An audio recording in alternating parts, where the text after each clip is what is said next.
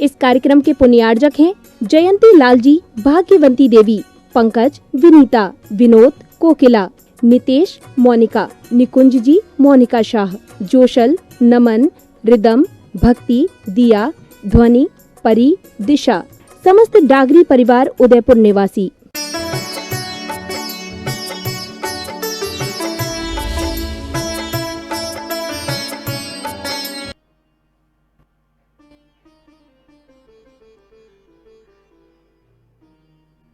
तुम्हें खुद ही अपनी सुंदरता मालूम नहीं है। वो कहते हैं निश्चयगदो समो सब्बथ सुंदरो लोगे, निश्चयगदो समो सब्बथ सुंदरो लोगे।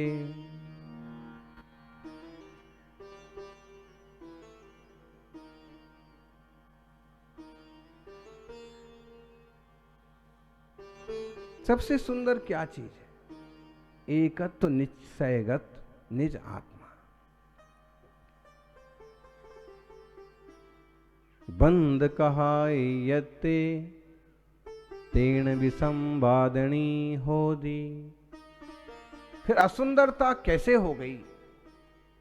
इस एकत्व विभक्त आत्मा में जो बंध हो गए हैं, विकारों के हो रखे हैं, उससे असुंदरता हो गई।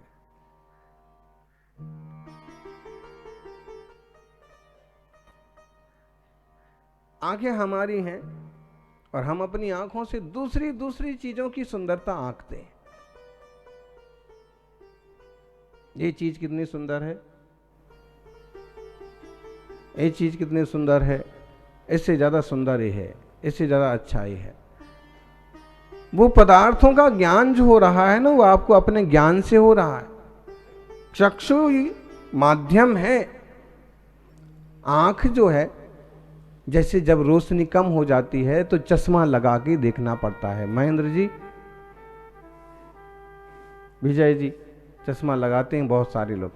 क्यों लगाते हैं? कौन कौन लगाता है चश्मा? सब लगाते हैं, अधिकतम लोग लगाते हैं। कई लोग नजर के लिए लगाते हैं और कई लोग नजर ना लग जाए इसलिए लगाते हैं।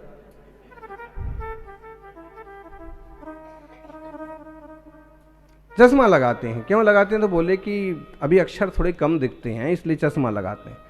जैसे अब देखिए, चश्मा को सब लोग मान लेंगे कि चश्मा उपकरण है और इसके माध्यम से मुझे अक्षर दिखते हैं, इसके माध्यम से मुझे अपना देखने लायक चीजें दिखती हैं।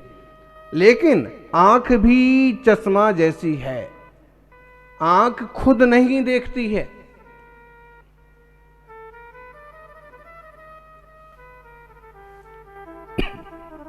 आंख खुद नहीं देखती है। आंख भी चश्मा की तरह एक उपकरण है, लेकिन वो ऐसा उपकरण है कि आपको जन्म से मिला है, गॉड गिफ्ट है। आपके पुण्य से, आपके शुभ कर्म से आपको एक तेजस्वी आंख मिली है। कई लोगों की आंखें होती हैं, बचपन से भी होती हैं, लेकिन उस आंख में रोशनी नहीं होती। होते ना? कुछ लोगों की आंख ऐसे खराब होती है कि उनकी पलकें भी बंद रहती हैं, लेकिन कुछ लोगों की आंख ऐसी होती है कि पलकें वगैरह सब ठीक ठाक रहती हैं, आंख भी ठीक रहती है, पुतली भी ठीक दिखती है। वो ऐसे आंख खोल के बैठे तो आप उसको अंधा नहीं समझ सकते हैं, लेकिन उसे वास्तव में दिख नहीं रहा है, दिखता नहीं। आंख तो उसके भी है, उसको क्यों नहीं दिख रहा है? आप कहोगे उसकी आंख में खराबी आ गई। जैसे ही आंख है, आंख भी एक तरह का उपकरण है। उपकरण अपनी जगह सही होना, चश्मा सही होना, चश्मे का नंबर सही होना, तो ही आपको बराबर अक्षर दिखेंगे। ऐसे ही आंख और रूपी उपकरण सही होना, इस उपकरण में कोई कमी नहीं होना, तो ही आपका ज्ञान, आपकी चेतना इस उपकरण से पदार्थों को देखती और जानती है। कैसा भेद विज्ञान कराया कि ये इंद्रियां वगैरह भी है ना, ये आप की जरूर हैं, लेकिन ये आप नहीं है। बहुत विचित्र बात। जैन दर्शन बहुत गंभीर बात करता है। इंद्रियां आपकी जरूर हैं, क्योंकि आपका उपार्जन है, आपने ही शुभ अशुभ कर्म किए हैं, नाम कर्म कमाया हो, इसलिए आपकी हैं, लेकिन ये आप नहीं हैं।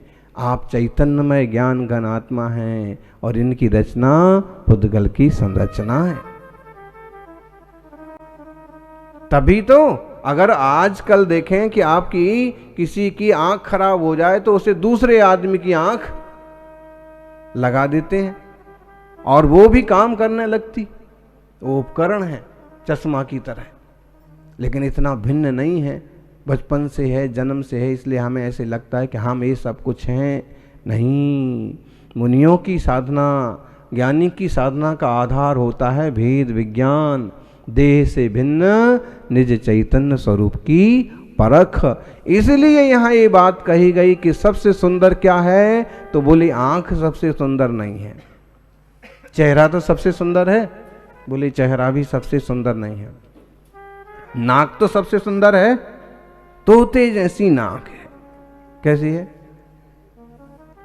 लोग ऐसे देते ना उपमा, तोते जैसी नाक है।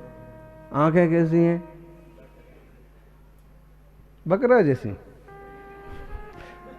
उपमा भी ढूंढी तो क्या ढूंढी तुमने? बकरी की।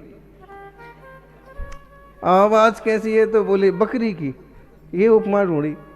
अरे कोयल जैसी। कभी लोग तो अच्छी बातें करते हैं, आंखें कैसी हैं, चाल कैसी है, ये सब करते हैं, लोक में इसे सब मानते भी हैं, लेकिन प्रभु कहते हैं इससे एक कदम आगे और जाओ।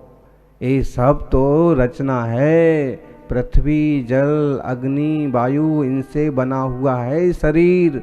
इसके भीतर जो है चैतन्य घन निज ज्ञायक आत्मा, जानने वाला तत्व, जिसे हम ब्रह्म कहें, जिसे परब्रह्म करें, जिसे चेतन कहें, जिसे आत्मा कहें। शोल।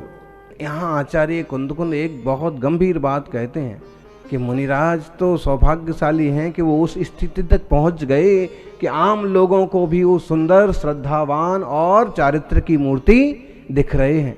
लेकिन आपका जो चैतन्य आत्मा है, आपके लिए वही सबसे सुंदर है। मुनिराज तो आपके लिए पर हैं, पराये हैं। कई लोग तो ऐसे बोलते भी हैं, ये तो पराये मुनिराज हैं, हमारे वाले महाराज नहीं है। भेदभाव करते हैं ना जो लोग, वो कहते हैं हमारे वाले मंदिर नहीं है, हमारा अपना मंदिर तो उधर है। अच्छा, उसी मंदिर में अगर 3 वाली वेदियां हैं तो ये वाली वेदी नहीं है हमारी, हमारी वाली वेदी तो वो हमारे दादाजी ने बनवाई थी, वो हमारी वाली वेदी है। तुम्हारी वेदी तो तुम ही क्यों नहीं बैठ जाते हो?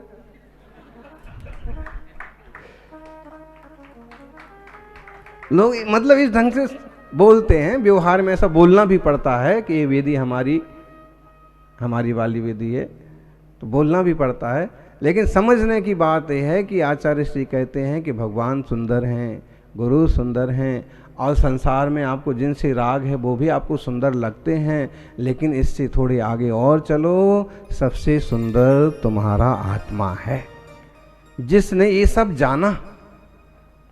अगर वो ज्ञान घन स्वभाव आप ना होते और आप ही ना सब जान रहे होते, तो एकत्व विभक्त कहा है, अपने आप से एकत्व, आप जो है वो एक ही है, उसके 2 टुकड़े नहीं हो सकते। पर से विभक्त, दूसरों से भिन्न है। आपका आत्मा दूसरे के आत्मा नहीं हो सकता है। द्रव्य की स्वतंत्रता की बात भी है। माताओं, कभी कभी बेटे बेटियां ऐसा व्यवहार करते हैं कि आपको बहुत चोट लगती है। आप लोग बैठे हैं, कई बार ऐसा अपना मिलने जुलने वाला, अपना ही पाल पोस के बड़ा किया गया व्यक्ति ऐसा व्यवहार करने लगता है कि बड़ा बहुत बुरा लगता है, और कई बार हम बोल भी नहीं सकते। तो भी ये निश्चय करना कि अब इसमें मुझे बहुत खेद खिन्न होने की जरूरत नहीं है।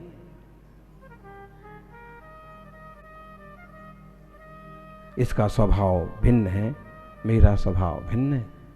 इसका चैतन्य द्रव्य पदार्थ भिन्न है, मेरा चैतन्य पदार्थ भिन्न है। आप कहोगे महाराज जी ऐसे करेंगे तो कैसे काम चलेगा? ये बच्चा तो मनमानी करेगा। वो भी कहेगा मम्मी तुम्हारा चैतन्य स्वभाव भिन्न है, हमारा भिन्न है, इसलिए मैं तो खेलने जा रहा हूं, तुम अपने भिन्न स्वभाव का ध्यान रखो और मैं अभी। भाई अपनी भूमिका के अनुसार तो आपको कर्तव्य करना पड़ेगा। बेटा अगर ठीक रास्ते नहीं जा रहा है तो समझाएंगे, बुझाएंगे, बताएंगे, बिठाएंगे। बिटिया बात को नहीं समझ पा रही तो आप उसे हर तरीके से समझाएंगे कि देखिए इस तरह से प्रवृत्तियां की जाती हैं, इस तरह से मन वचन काया की शुद्धि रखी जाती है, इस तरह से अपनी संभाल की जाती है, इस तरह से औरों से व्यवहार किया जाता है, इस तरह से गलत लोगों से बचा जाता है। आप बताएंगे, सब करेंगे। लेकिन कभी अगर चीजें उल्टी पड़ गई तो अब उसके पीछे आप रोते नहीं बैठेंगे। फिर यही होगा अंत में तो भाई जिसकी जैसी होनहार है। मोक्ष मार्ग प्रकाशक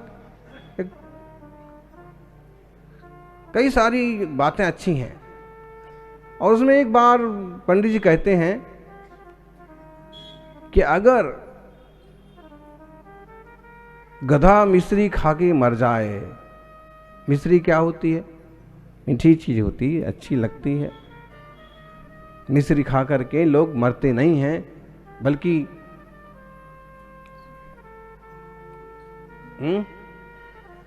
खुश हो जाते हैं, अच्छा लगता है, शरीर भी स्फूर्ति महसूस करता है, मिठास, शक्कर। तो बोले अगर गधा मिश्री खा के मर जाए तो इसमें मिश्री का कोई दोष नहीं है। आपने खूब कोशिश की कि अच्छा हो, सबका अच्छा हो, परिवार ठीक से चले, समाज भी एकजुट रहे और वगैरह वगैरह, लेकिन फिर भी अगर कहीं कोई एकाध उल्टा पड़ गया तो आप क्या सोचेंगे? फिर उसके पीछे ज़्यादा क्लेश करने की बजाय एकाध ग्राहक गलत निकल गया, एकाध व्यापार बिगड़ गया, कुछ भी, तो फिर उसके पीछे ही क्लेश करने की बजाय हैं अब इतने फ्लैट बेचे, एकाध फ्लैट ऊपर नीचे हो गया, लेनदार देनदार एकाध गड़बड़ निकल गया, अब उसके पीछे ही तो पूरा समय नहीं खराब किया जा सकता है ना। अब थोड़ी शांति रखो। हमारे हाथ में जो कुछ था हमने किया, लेकिन अगर सफलता नहीं मिली तो हम समझते हैं कि इसकी होनहार ही ऐसी है। गधा मिश्री खा के मर गया तो मर नहीं होगा, मिश्री का क्या दोष है? हमारे व्यवहार ने, हमने तो सब अच्छा ही किया, लेकिन अगर उसका जीव का ऐसा योग था। सौभाग्यशालियों, कभी अपने कर्तव्यों से जी नहीं चुराना और कभी फ्री में फालतू में ज्यादा संकलेश भी नहीं पालना। समय सार जैसे ग्रंथ जिनेंद्र भगवान की भक्ति हमें ये सिखाती है, जीवन में शांति और सरलता, आनंद बढ़े। चित्रकार को सुंदर चित्र बनाना है तो उसे बहुत ज्यादा ढूंढने की जरूरत ना पड़े। एक बार वो यहां आ जाए और आप में से किसी की भी फोटो बनाए और संतुष्ट हो जाए। ऐसा शांत और जैसा आनंदमय जीवन होना चाहिए। सबसे सुंदर अपना चैतन्य है।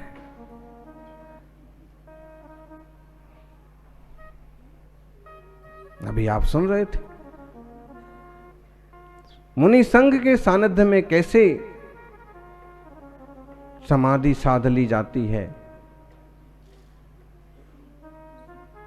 गौरवमती माता जी की बात बता रहे थे, आप उनके पास रहे तो उनके गीत गा रहे थे। अब जिसके सानिध्य में आप ज्यादा रहते हैं आप उसके ही गीत गाने लगते हैं। तपस्वी सम्राट के पास राजस्थान के कुछ लोग आए महाराष्ट्र में और फिर प्रशंसा करने लगे उनकी अच्छे से कि महाराज जी आपका तो पूरा राजस्थान आपका है, पूरा बागड़ आपका है, लोग आपको कितना याद करते हैं, आप वहाँ क्यों नहीं चलते हैं, वगैरह वगैरह। और उनकी बहुत ज़्यादा रुचि नहीं थी इसमें। तो उन्होंने कहा कि देखो भाई, जो व्यक्ति जहाँ रहता है ना, जिस एरिया में, उस एरिया में लोगों की सहज ही श्रद्धा उनके प्रति हो जाती है। इसलिए इसमें मेरा कोई बड़प्पन नहीं है कि वहाँ के सारे लोग मुझे याद करते, मतलब हम वहाँ रहे हैं तो लोग, तो जो जिसके संपर्क में ज़्यादा रहता है वो वैसे ही बात करता है। अब अगर आप जैसे आपसी बात, अगर देव शास्त्र गुरु के सानिध्य में आप रहते हैं तो लगभग आप उसी तरह की बात करेंगे। कल एक सज्जन आए और कहने लगे, महाराज जी बेटे के विवाह की बात है, लेकिन हम जब सामने वालों से बात करते हैं और फिर हम थोड़ी धर्म की भी बात करते हैं तो कुछ लोग ऐसे मिलते हैं कि जो कहते हैं कि रूढ़िवादी परिवार है। मतलब है कि कुछ लोग इतने ज़्यादा मॉडर्न हो गए कि धर्म ध्यान की बात करना, कि तीर्थ वंदना की बात करना, कि मुनिराजों के चरित्र की बात करना उन्हें क्या लगता है? रूढ़िवादी। बताइए ऐसे मॉडर्न लोगों को कहाँ शरण मिलेगी? अगर ये रूढ़िवादिता है, सदाचार, शाकाहार, देव शास्त्र गुरु की भक्ति, तीर्थ वंदना, ये रूढ़िवादिता है, तो आप बताइए कि जीव के कल्याण का, हित का मार्ग क्या है? आधुनिकता में तो कहीं कल्याण का रास्ता दिख नहीं रहा है। वहां तो खाओ पियो मस्त रहो, फिर भले नरक जाओ, निगोद जाओ, कुत्ता बन जाओ, बिल्ली बन जाओ, वहां तो कोई रास्ता दिख नहीं रहा, और इसको तुम रूढ़ी कहते हो। त्याग व्रत को तुम रूढ़ी कहते हो, तो जगह किधर है? आत्मा तो अब स्थिति ये हो गई कि कुछ लोगों की आत्मा की ही समझ नहीं है, अपने को चेतन ही नहीं मानते। भाई तुम खुद जानने वाले हो, अपने ज्ञान से जानते हो, फिर भी स्वीकारते नहीं हो। बड़ी भूलें चलती हैं दुनिया में। हम तो अपने आप को बहुत सौभाग्यशाली मानते हैं कि ऐसा वातावरण मिला, ऐसा सानिध्य मिला कि तत्व की समझ हुई, धर्म ध्यान के प्रति रुचि जागी, मोक्ष मार्ग मिला। वरना बड़ी बड़ी उम्र के लोग बूढ़े बूढ़े हो जाते हैं, उन्हें कुछ नहीं सूझता है। युवावस्था में तो मौज मस्ती में कट जाता है, इसमें उसमें निकल जाता है, घूमने फिरने में निकल जाता है, और कुछ धर्म तत्व का संग्रह हुआ नहीं। शुद्धि को जाते हैं और ये बहुत प्रासुक स्थान मिला हुआ है, एक पूरी बिल्डिंग है, स्टे लगा होगा उस पर, खूब बढ़िया, अरबों की जमीन पर हम लोग आनंद से शुद्धि करते हैं। वहाँ एक माँ मिलती अक्सर कर, शुरू शुरू में वो थोड़ा विरोध करती थी, यहाँ क्यों आते हैं, कौन आते हैं। बाद में एक दिन ऐसे ही हमने आशीर्वाद दिया, उसके दिन से उसकी बुद्धि पलट गई। उसके बाद रोज हाथ जोड़ के खड़ी रहती है, और साधु नहीं जाएं तो कल क्यों नहीं आए गुरुजी, आज क्यों नहीं आए, तो ऐसे। तो जब वो जो साथ में रहते ना, वो वहीं सड़क पर खड़े रहते युवक, फिर उनसे बात होती है तो वो कहती है कि सबसे सुंदर जीवन है आपके गुरुजी का। मैंने खूब पढ़ाई की, कोर्ट में काम किया, ये किया वो किया, और आज इस वृद्धावस्था में मैं पछताती हूँ कि जिंदगी मेरी बिना धर्म के ऐसी चली गई। अब इन साधुओं के आने जाने से मुझे धर्म की खबर हुई। तो रोज का उनका ये काम है।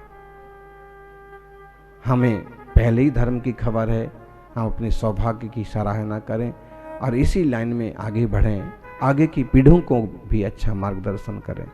जय बोलिए आदिनाथ भगवान की।